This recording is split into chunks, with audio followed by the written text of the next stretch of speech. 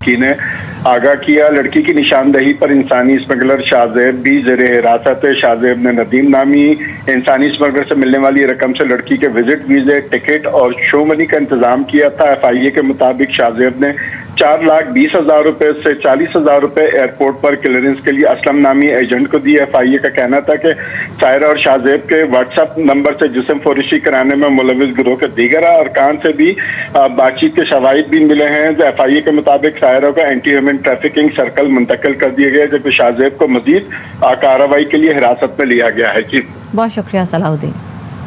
FIA immigration की जिन्ना international airport पर कार्रवाई। दुबई मुलाजमत के नाम पर लड़कियों को जिस्म फरोशी के लिए स्मगल करने वाला गिरोह बेनकाब हो गया। मोहम्मद सलाहुद्दीन से मजीद तफसीलात लेंगे, बताएगा सलाहुद्दीन।